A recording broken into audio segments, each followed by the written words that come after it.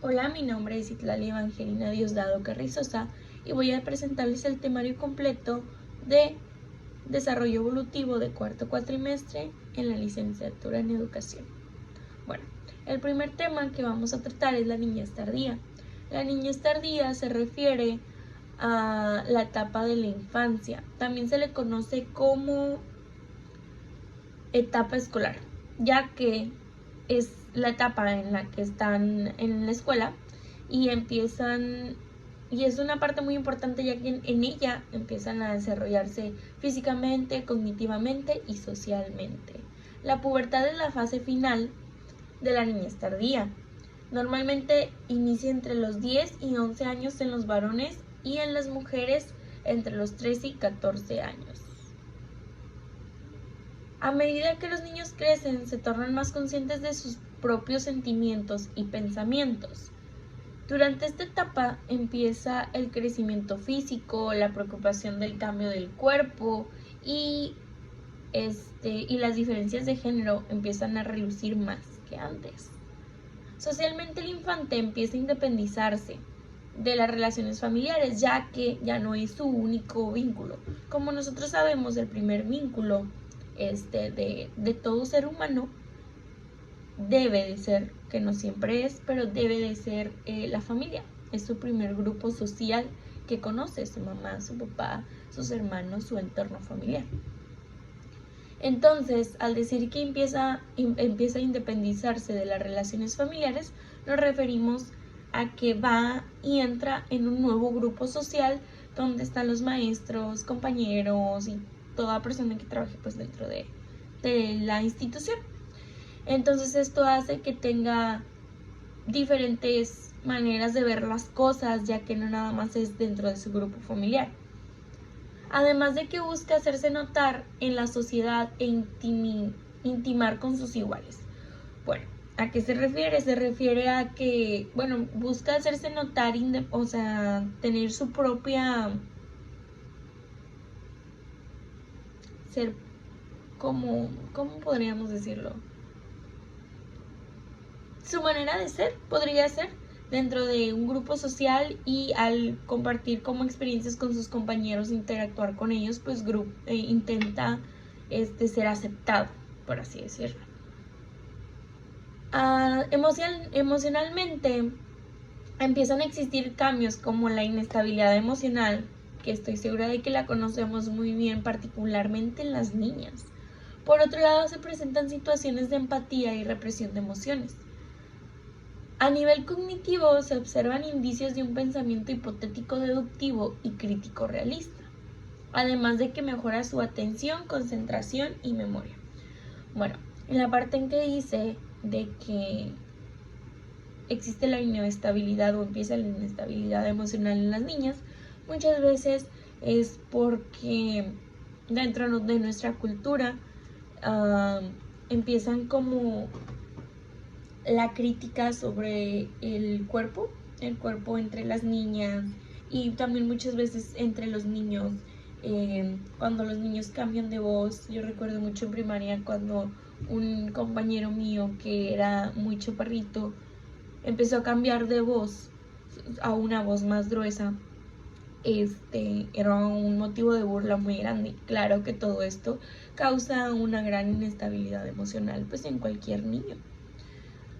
Para entender mejor esta etapa, vamos a tener que ver, que ya son los siguientes puntos de este tema, lo que es el pensamiento y cognición.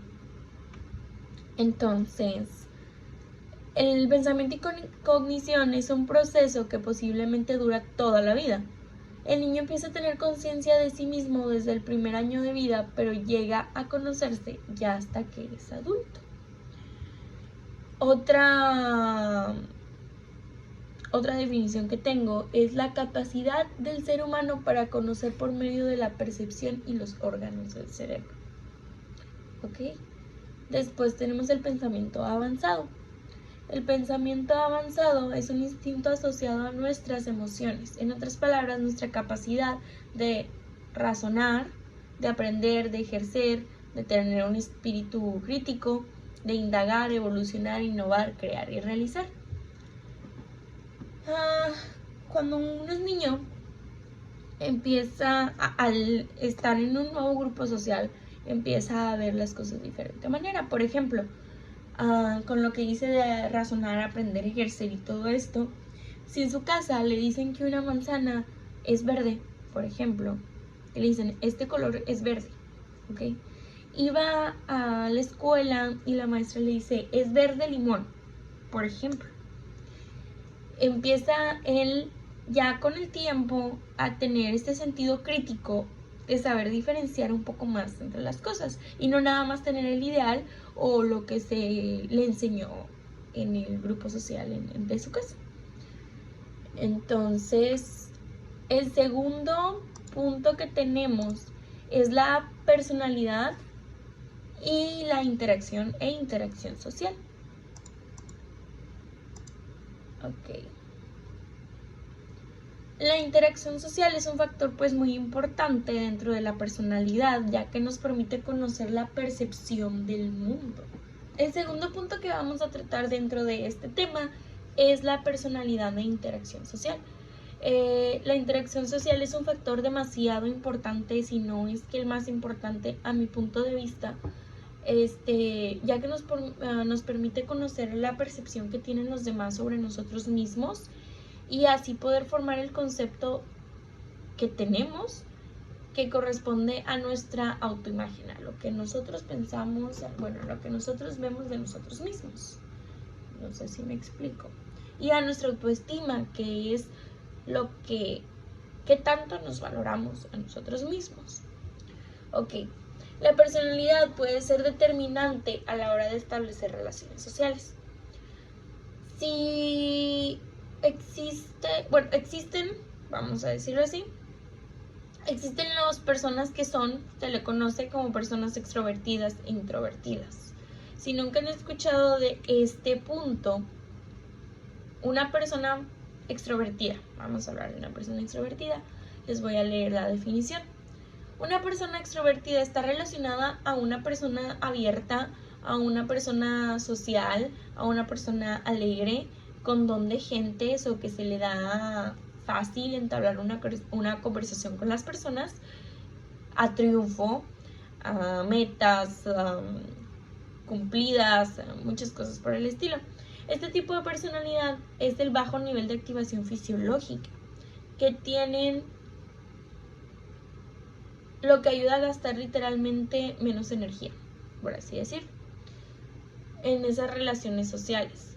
Por ejemplo, no tiene que tener tanto esfuerzo para interactuar, ya que tiene el don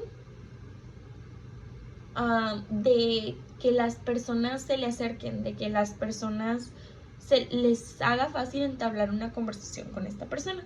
Por otro lado, tenemos lo que es una persona introvertida. Las personas introvertidas tienen menos relaciones sociales, pero son más profundas, con menos habilidades de escuchar a los demás, con mejores habilidades de escuchar a los demás, ya que no suelen hablar tanto, pero cuando lo hacen es para sacar temas profundos. Este tipo de personas, a mi parecer, es el tipo de personas que tú buscas cuando quieres un consejo, que sabes que te van a escuchar, pero que les importa, o sea, que te van a dar su opinión. No tiene que ser acertada, simplemente como lo mejor que ellos van a poder opinarte. Entonces, esos son los dos tipos de personalidades que nosotros los conocemos como Polo Norte y Polo Sur. Después vamos a hablar del otro punto, que es la moralidad y los roles de conducta. Ok. La moralidad. El hombre tiene la intuición de la buena forma y tiende a perfeccionarle orientado por una necesidad interior. En otras palabras, la moral es un conjunto de costumbres y normas que se consideran buenas para dirigir o juzgar el comportamiento de las personas en una comunidad. Un ejemplo de nuestra moral o de la moral es, está una persona pidiendo dinero, por ejemplo, para comer, y existen dos tipos de personas. Existe el tipo de persona que le va a tratar mal, que le va a decir que no, que se busque un trabajo, cosas por el estilo. Y va a estar el tipo de persona que se supone que es el juzgar de buena forma, que va a darle comida, que va a apoyarle en lo que la persona pueda, ¿ok? Entonces eso es lo que se juzga, ¿no? Moralmente, a lo que nosotros conocemos como un bien y lo que conocemos como un mal. Después tenemos lo que es el rol social. Un rol social es aquel que desempeña un individuo en situaciones determinadas según un conjunto de pautas de conducta establecidas por la sociedad. Así, el rol social vendría a ser lo que se espera del comportamiento de un individuo en su medio social. Por ejemplo, lo que se espera del comportamiento de un maestro en su aula, pues que sea una persona amable, que sea, a veces podemos pensar que en una maestra o así, en personas que le da clases a niños chicos, que sea divertida, que sea buena, amorosa, etcétera, ¿no? O bueno o amoroso. Después tenemos la moral según el rol social, ¿ok? La noción de que las personas no siempre pueden respetar sus propios estándares éticos porque desempeñan un rol o porque juegan un papel en una organización o en la sociedad, que las excluye de cumplir con sus estándares. El comportamiento ético requiere mantener los mismos estándares morales, independientemente del papel o el rol que juguemos en casa, trabajo o en la sociedad. Bueno, el segundo tema que vamos a tratar es la adolescencia. La adolescencia se divide entre la adolescencia temprana, media y tardía. La temprana es entre los 10 a los 13 años. Durante esta etapa, los niños suelen comenzar a crecer más rápido. También comienzan a notar otros cambios corporales, entre los que se incluyen el crecimiento de vellos en las axilas y en las zonas genitales, el desarrollo de los senos en las mujeres y el aumento del tamaño de los testículos en los varones. Por lo general empieza 1 o 2 años antes que en las niñas, y puede ser normal que algunos cambios comiencen tan pronto como a los 8 años para las niñas y a los 9 como para los varones. Estos cambios corporales pueden generar curiosidad y ansiedad en algunos, en especial si no saben qué esperar cuando las personas mayores no hablan con los niños sobre estos cambios que se van a tener. Pues al principio para ellos es algo no normal y que llega a asustar mucho, ¿verdad? Después está la adolescencia media, que es entre los 14 y los 17 años. Están los cambios físicos que comenzaron en la pubertad y continúan durante la adolescencia media. La mayoría de los varones comienzan su crecimiento repentino, que es lo que les pasa a muchos, y continúan los cambios relacionados con la pubertad. Es posible que, por ejemplo, se les quiebre la voz a medida que se les va agravando. A algunos les sale acné y empiezan a tener cambios físicos casi completos en las mujeres, y la mayoría de las niñas a esta edad ya tienen la menstruación. Muchos jóvenes en su adolescencia media empiezan a discutir más con sus padres, porque luchan por ser más independientes. Esto pasa mucho cuando el adolescente busca tener sentido de sí mismo Antes, cuando uno es niño, quiere ser como su padre y ser padre o madre, la viva imagen, o sea, hacer todo lo que él hace, cada movimiento, forma de trabajo, forma en que come, etc. Pero cuando llega la pubertad, la adolescencia, los jóvenes buscamos y hacemos mucho. Lo dicen que es como una rebeldía. Podría ser, ya que buscan ser genuinos, ¿no? Entonces, ya esto es lo que crea que pasa en muchas de las discusiones entre los padres y los hijos. Empiezan a pasar menos tiempo con la familia y más tiempo con los amigos, y les preocupa mucho su aspecto y la presión de los compañeros. Puede alcanzar el máximo punto en esta etapa. Buscan la aprobación de las demás personas, de su círculo de amigos, y es un proceso muy difícil, ya que es la búsqueda completa de ti mismo, de lo que vas a hacer, de lo que quieres ser y en el sentido de tu personalidad. El cerebro sigue cambiando y madurando en esta etapa, pero aún hay muchas diferencias entre la forma de pensar de un joven en su adolescencia media y la de un adulto. Y luego ya está lo que es la adolescencia tardía. La adolescencia tardía, se supone que la adolescencia termina a los 19 años. De los 20 años en adelante ya eres un adulto y se supone que ya debes de tener la madurez de un adulto. Pero muchas veces no es así. Los jóvenes en la adolescencia tardía por lo general ya complementaron el desarrollo físico. Eso sí, normalmente ya terminó su desarrollo físico y se supone que después de los 19 años uno ya no puede seguir desarrollándose. O sea, sí cambia nuestro aspecto físico, pero no vas a ser más alto. Por ejemplo, no vas a poder ser más alto o algo por el estilo, o tu voz ya no va a cambiar.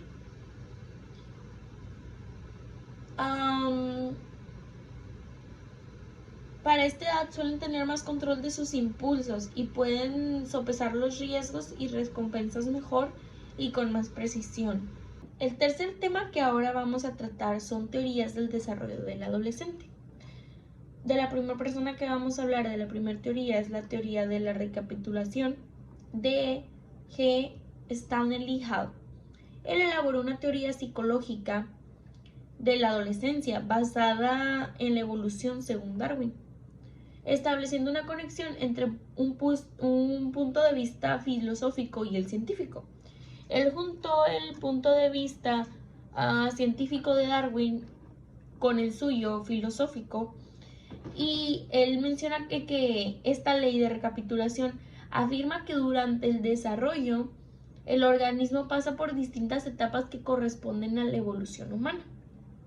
O sea que cada que nos vamos desarrollando, en cada etapa que pasamos en nuestra vida, es como Darwin cuando explicó la evolución humana.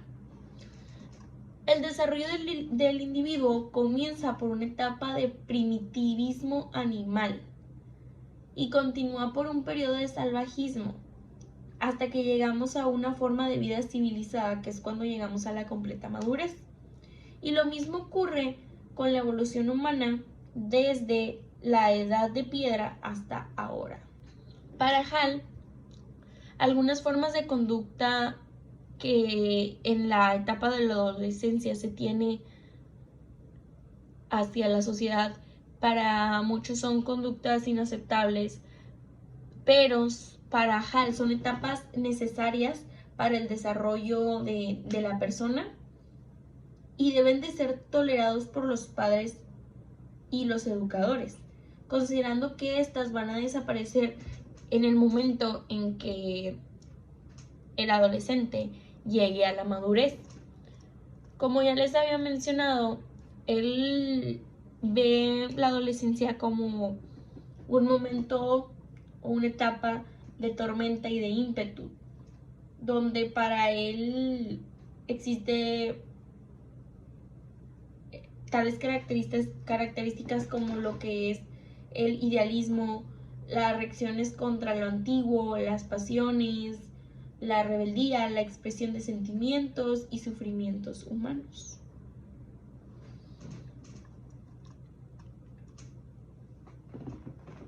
Hall menciona que la adolescencia corresponde a la etapa en la que la raza humana se encuentra en total turbulencia y transición, como un segundo nacimiento cuando aparecen los rasgos humanos más evolucionados. Esta teoría tiene mucha parte yo lo veo como algo cierto. Lo que no llego a comprender es cómo lo relacionó con la teoría de Darwin. Creo que es cierto como lo va relacionando en las diferentes evoluciones que el ser humano ha tenido y tuvo, al relacionar como el primitivismo, el salvajismo, o sea, el primitivismo cuando uno nace y luego el salvajismo a como un adolescente es. Entonces sí es cierto, es una etapa de completa turbulencia, es una etapa en donde se está encontrando el ser mismo.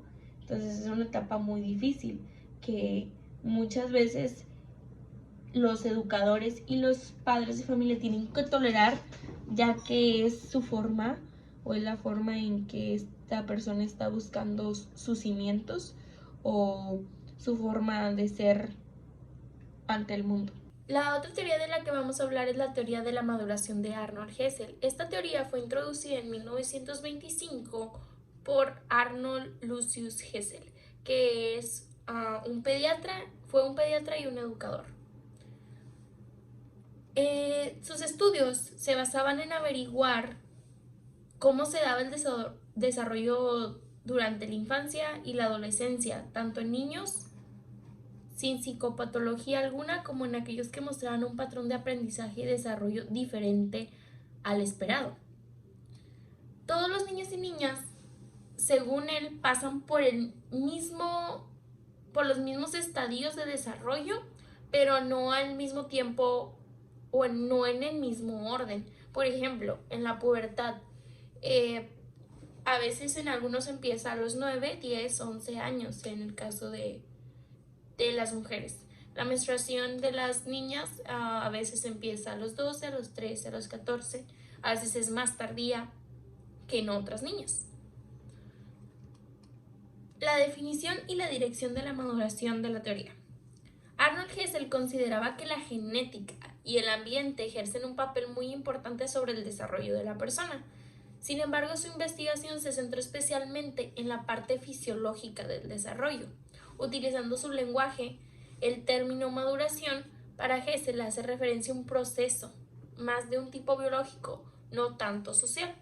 Lo que Hessel hizo fue representar cada etapa del ser humano en la parte de la niñez y de la adolescencia, en donde se supone que todos los puntos se deben de cumplir, pero simplemente no todos es al mismo tiempo ni a la misma edad. Entonces, toda su investigación fue principalmente en el hecho físico de la persona, no tanto lo social, pero sí mencionó que hay cosas en el ámbito cultural, social y ambiental que hacen que los niños y niñas entren en una adolescencia en diferentes etapas según donde estén geográficamente también.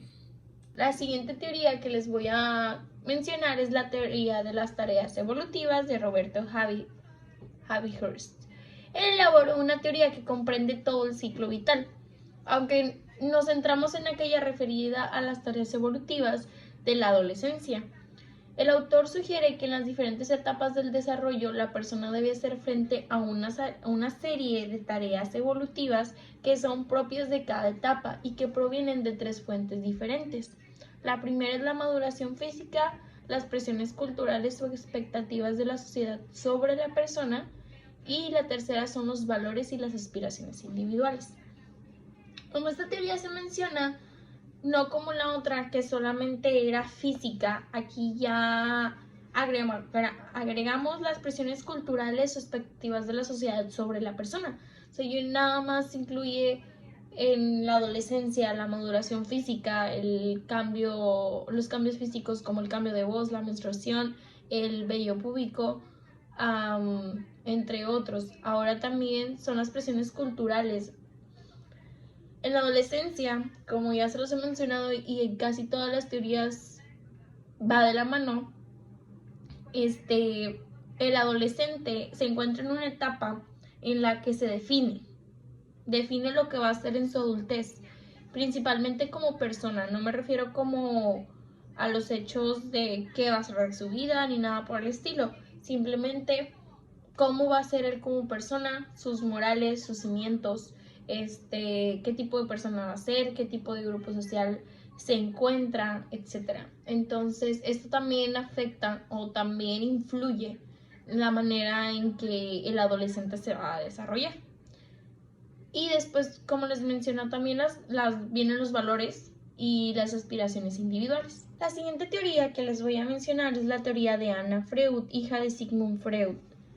Esta teoría fue la que se enfocó más en no nada más el cambio físico, que en realidad casi no se basa en el cambio físico, sino también en las emociones, en los problemas, en la inestabilidad emocional que se presenta, entre otras cosas. Con esta teoría vamos a encontrar algunos detalles que se van a relacionar mucho con las otras teorías que no nada más se basan en el aspecto físico de la adolescencia. Según la teoría de Anna Freud, existen dos mecanismos de defensa que aparecen en la etapa evolutiva del individuo y que de algún modo resultan sumamente importantes para el desarrollo personal. Ella la resume en los conceptos de intelectualización, también llamada racionalización, y ascetismo, que como veremos a continuación, probablemente veamos cómo en otras teorías que les he mencionado, se relaciona con los problemas que se pasa en la adolescencia. El primero de estos es la intelectualización, ya se los había mencionado, o racionalismo, que permite reducir los niveles de ansiedad mediante un rasgo fácilmente reconocible en los adolescentes: el rechazo a implicarse personalmente en asuntos que los conciernen. En otras palabras, aquello que los adolescentes parecen ya ven que los adolescentes normalmente se les dice que parecen muy despreocupados o distantes de sus problemas reales, forma parte de este mecanismo de defensa que les permite tomar distancia emocional de aquellas situaciones que les generan muy alto grado de ansiedad. Los niveles de distancia y despreocupación de los problemas llegan a ser a veces hasta muy elevados, lo cual genera en los demás la certeza de que no les importa nada. En muchos casos ni siquiera su estética o su higiene personal. Siguiendo la teoría de la adolescencia de Anna Freud, podemos deducir que los niveles de despreocupación son directamente proporcionales a la importancia que le asigna el adolescente. A nivel inconsciente, esas situaciones que le generan ansiedad y de las que trata de rehuir con este recurso. El otro mecanismo de referencia que analiza Anna Freud en la teoría es el ascetismo.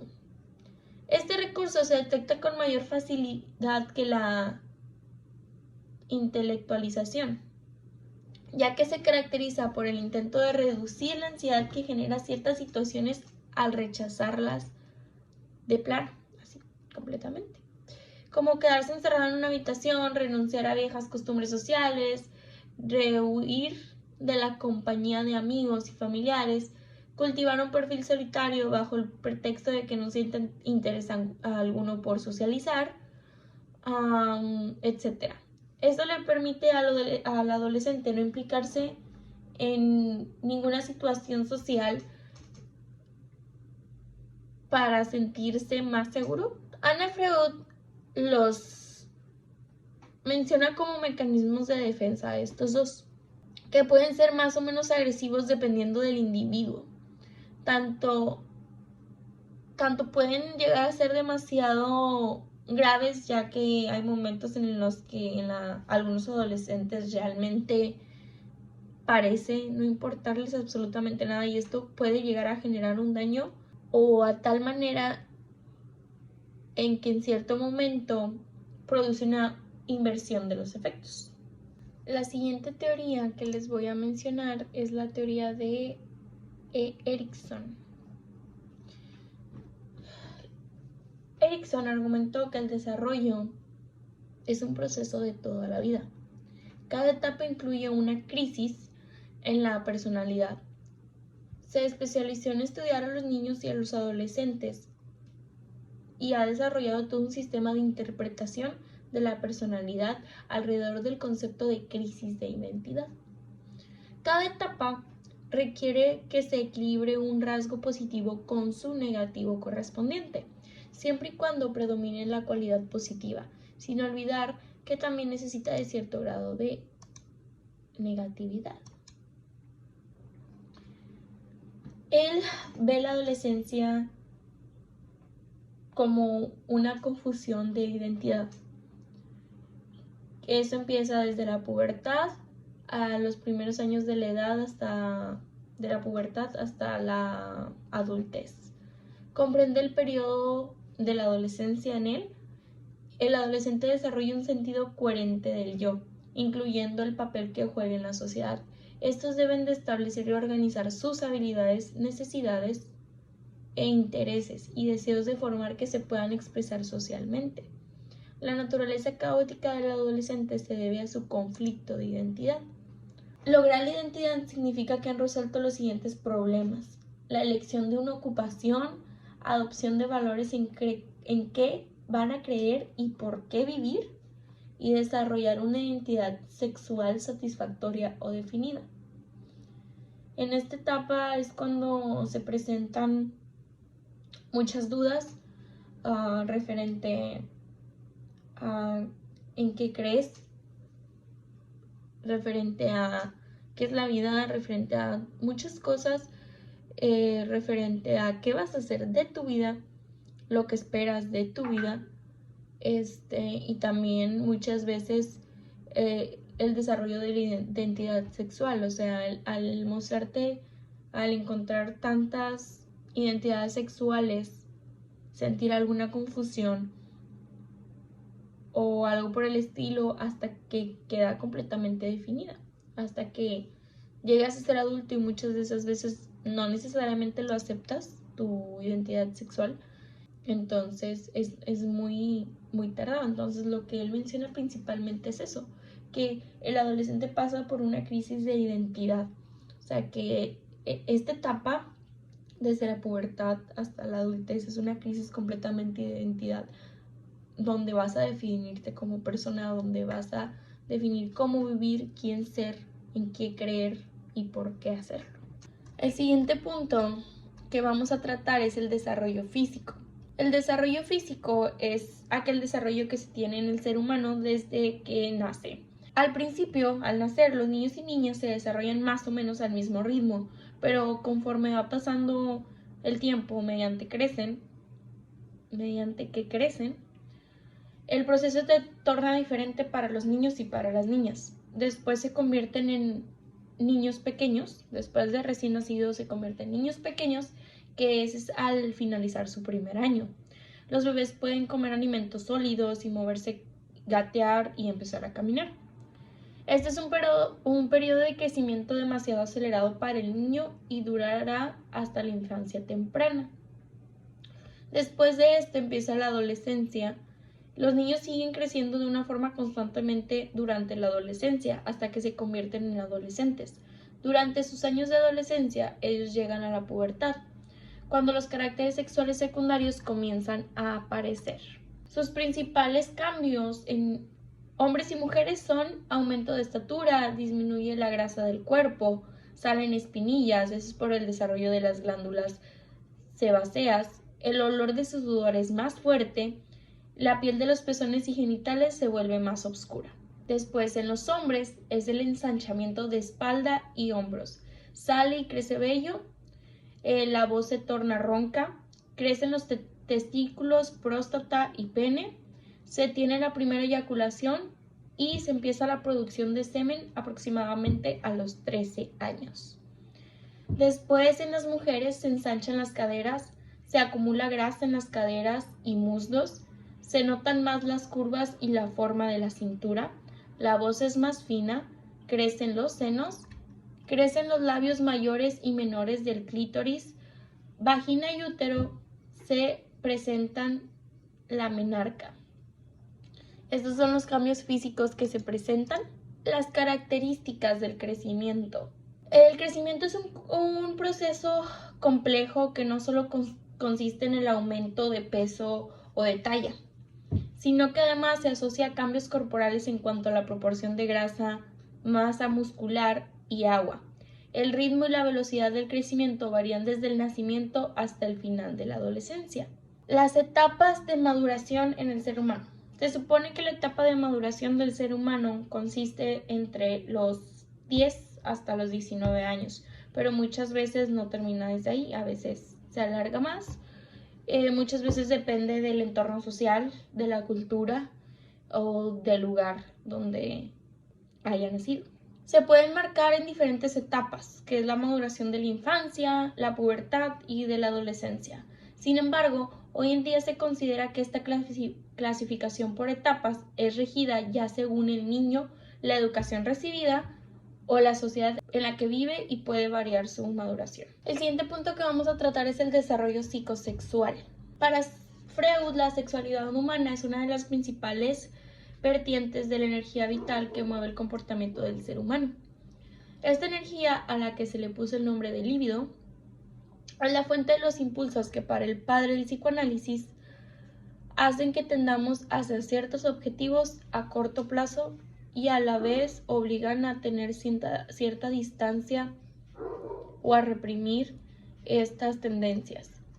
Sigmund Freud desarrolló diferentes etapas del desarrollo psicosexual. La primera etapa es la etapa oral. Esta es hasta los 18 meses de vida. En esta etapa, la primera forma del bebé de complacer ese instinto o esa energía líbido es mordiendo las cosas. Entonces esta etapa es en la que los bebés empiezan a morder todo. La segunda etapa que tenemos es la etapa anal. En esta etapa se produciría hasta el fin de la etapa oral y termina hasta que tenga 3 años. Esta fase empieza a controlar el esfínteres en la defecación y para Freud esta actividad está vinculada al placer y la sexualidad. Las fijaciones relacionadas con esta fase del desarrollo psicosexual tienen que ver con la acumulación y con el gasto. La tercera etapa que tenemos es la etapa fálica. Esta fase pulsional duraría desde que termina la segunda etapa, desde los 3 años hasta los 6 años. Y su zona erógena asociada es a los genitales. De este modo, la principal sensación placentera sería el orinar, pero también se origina en esta fase el inicio de la curiosidad por las diferencias entre los hombres y las mujeres. Niños y niñas, y empezando por las evidentes disimilitudes en la forma de los genitales entre hombres y mujeres, terminando en interés, su modo de ser, su modo de vestir, los colores que usan, etc. Además, Freud relaciona esta fase con la aparición del complejo de Edipo, en el que los niños varones sienten atracción hacia la persona que ejerce el rol de madre y sienten celos y miedo hacia la persona que ejerce el rol de padre. En cuanto a las niñas, pasan por esta etapa del desarrollo psicosexual, según Freud, que se adaptan ligeramente al complejo del Edipo. La tercera etapa es la etapa fálica. Esta etapa es pulsional durante los 3 años hasta los 6 años. En esta etapa se empiezan los niños o les empieza a dar curiosidad las diferencias entre los genitales de los niños y de las niñas. Igual de sus intereses, su forma de vestir, sus modos de ser, etc.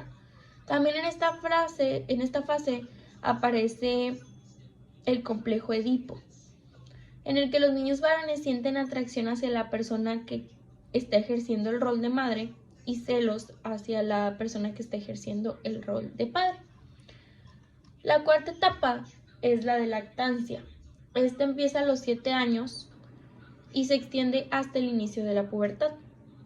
La etapa de lactancia se caracteriza por no tener una zona erógena concretada, asociada y en general por presentar una congelación de las experimentaciones en material de sexualidad por parte de los niños. en parte a causa de todos los castigos y amonestaciones recibidas. Es por eso que Freud describía esta fase como una en la que la sexualidad queda más camuflada que en las anteriores. La quinta etapa y la última es la etapa genital. La etapa genital aparece con la pubertad y se prolonga en adelante. Está relacionada con los cambios físicos que acompañan a la adolescencia. Además, en esta fase del desarrollo psicosexual, el deseo relacionado con lo sexual se vuelve tan intenso que no se puede reprimir con una misma eficacia que en las etapas anteriores. La zona erógena relacionada con este momento vital vuelve a ser a lo de los genitales.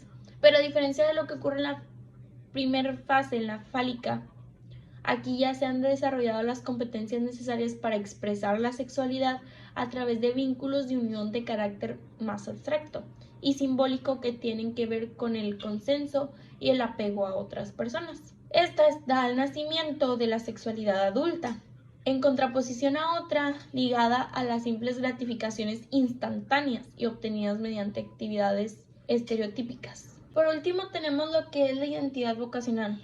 Todo adolescente debe de aspirar a tener una identidad vocacional. Esto quiere decir que ya puede estar a gusto con las decisiones que toma. Es decir, que siente que dichas decisiones son suyas por el mismo hecho de que él ya tiene su propio pensamiento crítico y así construye su futuro profesional y en muchos otros aspectos de su vida. El último tema que vamos a tratar es el desarrollo humano y la sociedad. El desarrollo humano es un proceso en el que una sociedad mejora las condiciones de vida entre sus propios miembros, para así poder incrementar los bienes y poder cubrir necesidades básicas y complementarias. Crea un entorno social en el que se respetan los derechos humanos entre todos ellos. Las relaciones familiares y su influencia.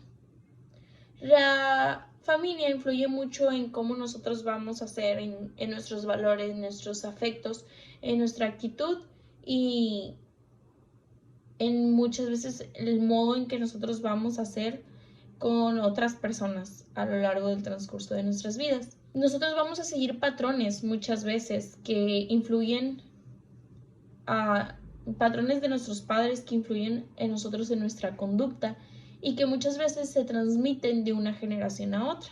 Esto significa que lo que nuestros padres nos enseñaron, muy posiblemente lo vayamos a transmitir a nuestros hijos. Después tenemos lo que es las relaciones de pareja y su influencia. El amor y la pareja. El amor es algo que va influido por múltiples factores que se interrelacionan entre sí y además no es algo estático y permanente, sino que puede variar a lo largo del tiempo y concretamente dentro de una relación estable, afectando a esas establecidas formas de vida en las que dos personas se comprometen a compartir su existencia en todos los sentidos. En este también juegan papeles como el erotismo y la sexualidad. También existe el amor entre una pareja, influye mucho en nosotros, en nuestro bienestar psicológico, y existen muchos procesos inconscientes en los que nosotros aprendemos de nuestra pareja a igual llevar ciertos tipos de relaciones y nuestra forma de ser puede llegar hasta cambiar por esas perspectivas. La evaluación de la socialización. La evaluación del proceso de socialización requiere una perspectiva teórica que conceptualice cómo pueden influir los padres en sus hijos. Sobre la base del clásico modelo bidimensional de socialización, se definen 4 tipos de actuación parental: la indulgente, autorizativo, la negligente y el autoritario. También tenemos los que son los principales agentes de socialización. El principal agente de socialización es la familia, es nuestro primer vínculo social. Los niños tienen sus primeras relaciones con otras personas en su seno y comienza a desarrollar su personalidad y a comprender el mundo en el que se rodea. La familia, además, es uno de los elementos de socialización que mantiene su influencia durante más tiempo que otros. Durante la infancia, este es nuestro primer grupo social, ya que es el contexto donde se desarrollan las primeras relaciones interpersonales y tienen lugar las primeras impresiones sobre sí mismo y sobre el mundo que se rodea.